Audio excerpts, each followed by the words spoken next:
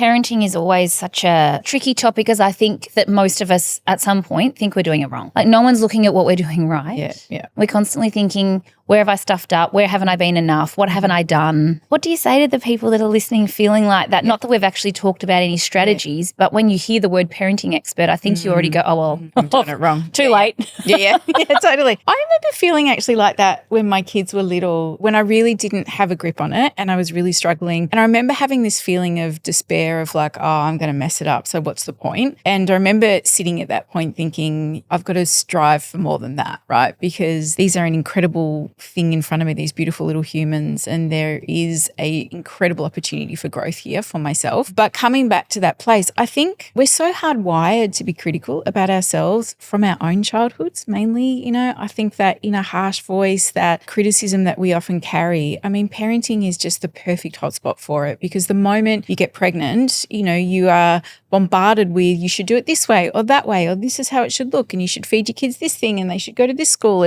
And there is just so much information that just makes you feel bad about yourself around the choices. For me, so much about parenting is learning to trust our intuition and learning to tune into ourselves to say, what is right for me and this little person in front of me? And yet what we do is we are so overloaded with so much information that I think then we take it on board and go, I'm getting it wrong, I'm messing it up. Some of the research and data has said that if you are getting it right 30% of the time, then you're doing really well. Now, it depends what that 30% looks like, right? And depends, I think a lot on what we think right or wrong is. But I come back to saying to parents all the time, if you are able to get down on your kids' level, if you play and connect, if you can listen to their feelings, if you are creating safety in your home, then you are doing an incredible job. So I think we all have to take our foot off there's a perfect parent, because there's not. We're all going to mess up. Our kids are all going to have stuff. But the most we can really do, I think a lot of the time, is just turning up with a level of awareness and connection for our kids, then we're doing okay. One of the number one questions I get asked, and I know what the answer is, but I'm going to ask you anyway. How do I make my children do what, especially as they get older,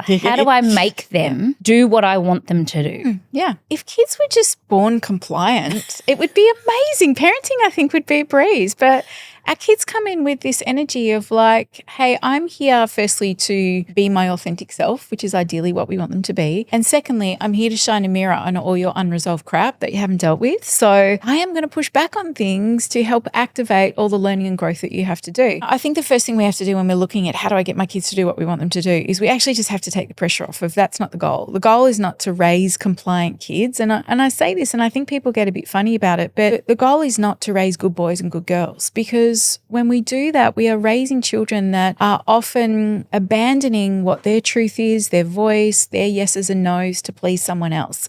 Now, we do also have to raise kids that can function in the world and can be a contributing part of society. So there's a balance in there somewhere, but the goal is not to get kids to be compliant, because when we do that, really what we're saying is, we know what's best for you. So what do? Well, we come back to understanding that what helps children to behave, agree, contribute, all those kind of things, or to get them to do what we want them to do is really based around connection. So when a child feels connected to you, when they feel that you love and accept them, when they're feeling good in their bodies, they are much more willing to do what we ask them to do. Whereas if we have a child that is pretty out of balance, they've got a big backpack of feelings going on, a whole lot of stresses, or maybe there's trauma there, it's often very, very hard for them to cooperate and for them to do the things we want them to do. Now, it's pretty understandable. A 7-year-old, we're like, come on, we're going to the dentist. 7-year-old doesn't want to go to the dentist. 7-year-old wants to still keep playing with their trains and their trucks and building Lego and all those kind of things. Often in children's lives, there's a lot of things they have to do that they don't want to do. I mean, that's the same as us as adults. We don't sometimes want to go to work, or we don't want to make dinner, but we do it because that's what we're doing. And we have the maturity and the understanding to know that there's sometimes things we have to do that we don't want to do. But our kids are still really learning about that. And so,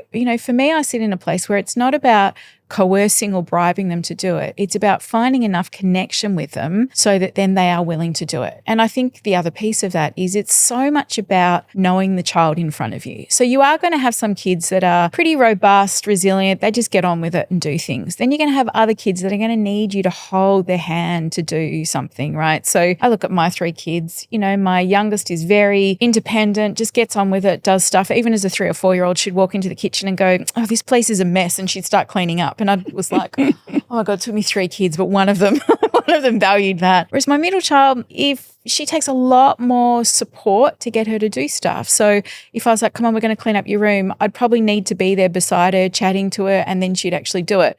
Left alone to her devices when she was younger, nothing would get done. And I think it's about knowing who your child is. And sometimes some of them need a bit more scaffolding. Sometimes some of them are just happy to get on and do it. Sometimes some of them really need a lot of connection before we can get them to move on. In an ideal world, if kids would just do what we wanted, I think parenting would be a breeze, but it doesn't work like that. For me, connection is always the first point we have to go to when we're wanting cooperation. I think it's really interesting that I can see where in my parenting path where the connection actually kicked in. I don't feel like I was connected to my children when they were little. I felt like, you go through the motions. Yes, they're fed. Yes, they're, bathed. They're going to school. And then there was this point where I remember thinking, and I want to say they were about 7 or 8, maybe 9. And I was like, oh, now I like it. And upon reflection, I really didn't like those early years. I don't know that I did the best job. We do what we can. Yep. At some point, there was a turning point where I was, and I think I've said this to you in the past, determined that the teen years were going to be delightful. Yeah. Yep. And I think maybe because I'm defiant and everyone was telling me that they were going to be terrible. So maybe that was externally what was happening to motivate my personality, that you can't tell me what to do. But there was definitely a point where I'm like, I love taking you to basketball. I love picking you up from school. I love the conversations we're having. There was a time where that wasn't there. I mean, I was thinking about this in the car, and I said to you before, I'm a bit emotional today, and I'm like, oh my gosh, am I going to cry in my own podcast? I'm not. I think recognizing that is okay. Yeah. Totally, it's okay. And it's never too late to actually start to realise what might need to be added. I love what you're saying there, Nat, because especially with mothering, and fathering's a bit of a different thing, but especially with mothering, there is this illusion that we should all love it, that it should be the most rewarding thing that we do, that we instantly bond and connect with our children. And that's not the case for everybody. And I think we have to come back to going, mothering is one of the most stressful, intense things you ever do. And particularly when our children are little, I work with a lot of mothers and I remind them, you are in survival right now, because either you've just given birth, you're feeding a baby from your body, maybe you don't have the support that you need, and you are really the servant to this little person. And it's okay to not like that, right? Especially if you have had a life before that where you were recognized for what you do, the way you look, the contributions that you have to society. Mothering can be very, very invisible. And, that can be a real shock to the system.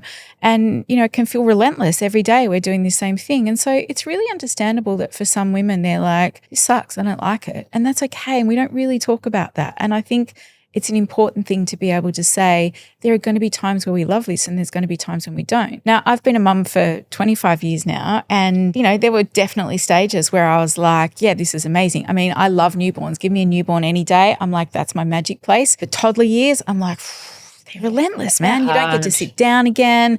It's often all about big feelings. It's really, really big. And then you kind of get this sweet spot between about 6 to 11 where it feels pretty gorgeous, where they're a bit more independent. They can get out of the car by themselves, make themselves a snack. That often feels a little bit easier. And then the tween and the teen years come, and then there's a whole other level of intensity that sometimes comes in that phase, which has usually got a lot more to do about just the emotional stuff, our own teenage years, all those kind of things. So I think for every person, it is so understandable to know that we can ebb and flow in that, and that there's times where we're going to be like, I really dig this and this feels amazing. And then there's going to be times where we're like, I don't know, why do we do this? This is hard. And I know every parent loves their child. Every parent does whatever they can, because we love our children. But I think there's a human aspect that we're allowed to talk about that says that it's not always rosy, and there's times where I don't really love it and enjoy it. And that can be with our kids as well. Sometimes we feel different about our children. We might feel deeply connected to one child and another one's going through something tricky, and that may be pushing all our buttons, and that feels very challenging. And that's okay to feel like that, So I think we have to remember that we are human, we ebb and flow, and, that this kind of career of parenting is designed, I think, to push up a lot of our own stuff and help us grow.